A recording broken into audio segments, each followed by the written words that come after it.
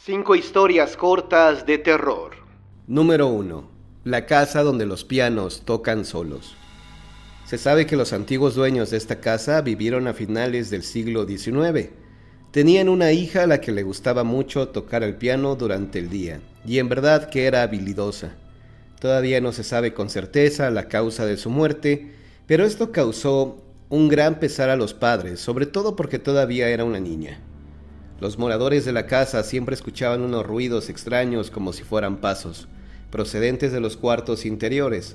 Parecería como caminaran y saltaran siempre en dirección a la sala. En este lugar se encontraban los pianos de la residencia, 2 de estudio y 1 de cola.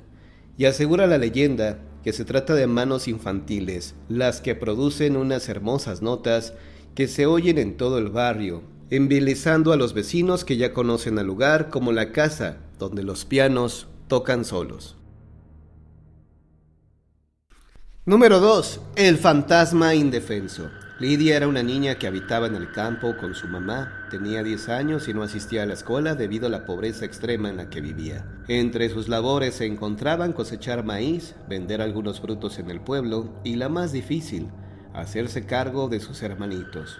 Su madre, aunque también trabajaba, gustaba de divertirse en las cantinas, por lo que diariamente llevaba a hombres a su humilde vivienda. Pero un buen día, un señor mal encarado llegó para quedarse. Se instaló y pidió ser atendido como el hombre de la casa. A Lidia no le quedó de otra que servirlo, pues no quería ser golpeada como su madre. Había pasado casi un mes y el hombre no tenía pensado marcharse. Lidia pensó que esta vez su madre se quedaría con él. Esta situación no era del agrado de la hija mayor, pues los adultos se emborrachaban a diario y los hijitos cada vez padecían más hambre, por lo que Lidia se vio obligada a pedir limosna. Una tarde la niña obtuvo el suficiente dinero para llevar a los pequeños un poco de comida. Muy alegre cruzó los matorrales para llegar a su casa. En el interior, su madre y su padrastro se divertían bebiendo tequila. Al percatarse de la llegada de Lidia, se dirigió hasta el patio donde la niña había reunido a sus hermanos para darles de comer. Enfurecido por esta acción, el hombre arrebató las tortillas y el pollo.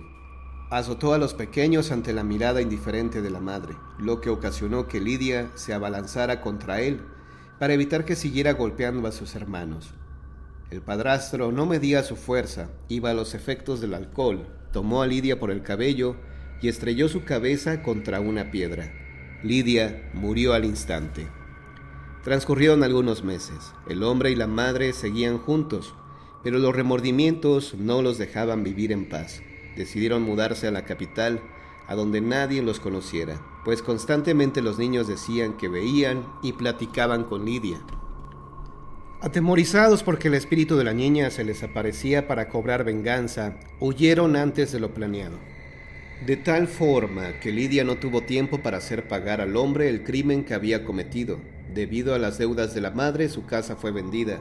Unos forasteros se hicieron cargo de las milpas de maíz, derribaron la humilde vivienda y construyeron una casa más grande, aunque carecían de los servicios básicos.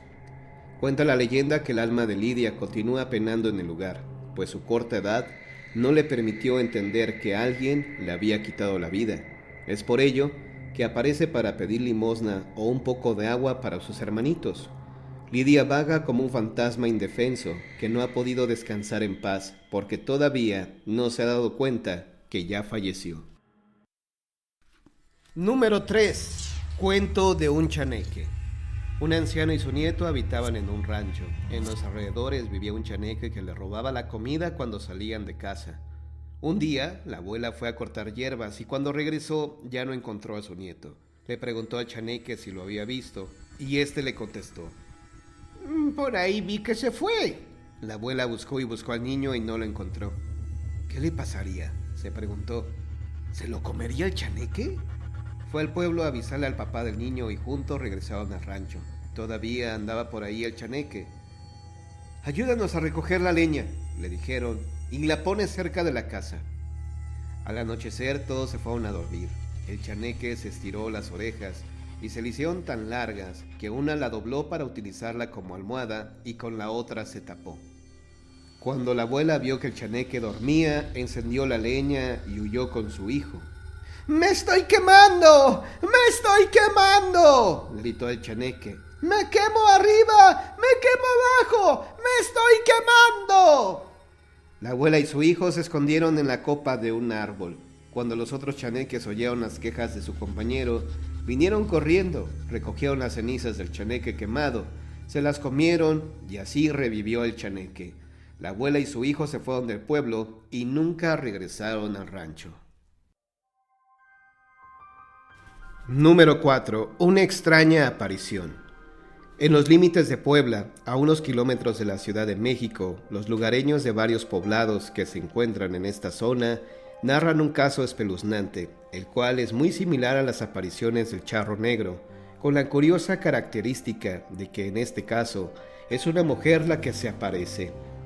Pedro Durán es originario de Teciutlán, Puebla, y frecuenta muchas veces el lugar donde vivió en su niñez. Tiene muchos amigos que son campesinos y que se cuentan infinidad de historias y leyendas de este tipo. Algunas parecen ser ciertas. Juan es un buen amigo de Pedro y es un campesino que conoce bien todos los alrededores, ya que cuando era joven también se dedicaba a cazar animales para venderlos.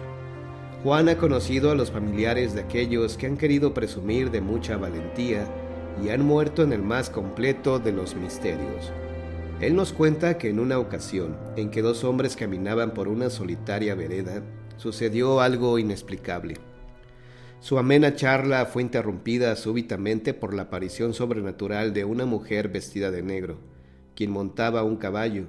Esta mujer se postró frente a los campesinos, invitándolos a subir al corcel con ella. Llevaba un largo vestido de encaje que mostraba una figura atractiva, pero el rostro no se le veía. Uno de los hombres no lo pensó y se fue con ella, creyendo que tendría una agradable aventura. Cuando el conquistador subió al caballo, la mujer levantó la cara, descubriendo el velo que le caía suavemente sobre el rostro. Era una calavera, era la muerte misma, pero el incauto ya no pudo bajarse y arrancaron en frenético galope. Solo se escucharon los gritos de aquel infeliz que había obsequiado su alma. El otro campesino, lleno de pavor, echó a correr como el viento, sin detenerse ni un momento hasta llegar a su casa. Tal como sucede en todos los pueblos, contó lo sucedido a varias personas, y entonces fueron en grupo con antorchas y armas a buscar al hombre extraviado. Revisaron todo el valle y las colinas, hasta que al fin hallaron el cuerpo sin vida. Le habían sacado los ojos, dejando las cuencas vacías y calcinadas. Su cuerpo parecía estar aplastado y un rictus de terror se dibujaba en su lacerado rostro. Se dice que no fueron los únicos en presenciar la aparición de esta mujer. Sea cierto o no, por si las dudas, mejor será no aceptar dinero o subir a caballos de personajes desconocidos. Y ya que hablamos de mujeres misteriosas, pasemos ahora a otro tipo de leyendas, también populares en nuestra gente. Un gran pecado. Cuenta una historia que en la Ciudad de México, a mediados del siglo XVIII, el virrey y su esposa se encontraban desconsolados, debido a que su hija Berenice estaba profundamente triste. Su rostro, antes sonrosado, se había vuelto pálido, su cabello rubio ahora se confundía con algunas canas, y sus ojos azules expresaban abatimiento. Berenice rara vez sonreía, casi no comía, no salía a pasear como antes, y permanecía horas enteras con la mirada detrás de la ventana de su alcoba, que daba al jardín del Palacio Real. Los padres de Berenice llamaron al médico de la Cámara de los Virreyes y a los doctores del Real Protomedicato, pero ninguno de ellos hallaba la razón de la extraña enfermedad. Su única distracción consistía en leer a escondidas un libro que le había prestado una anciana y pícara camarera española que se encontraba al servicio del Real Palacio. El libro se llamaba La Dorotea y Berenice. Se deleitaba con algunos pasajes que llegó a aprender de memoria. ¡Ay, infeliz de mí! ¿Para qué vivo? ¿Para qué solicito conservar la más triste vida que se ha dado a esta esclava? ¿Cuál mujer de mis años la pasa con tantos sobresaltos y desdichas? ¿Qué fin me promete tan desigual locura? Transcurrían los días y Berenice no mejoraba.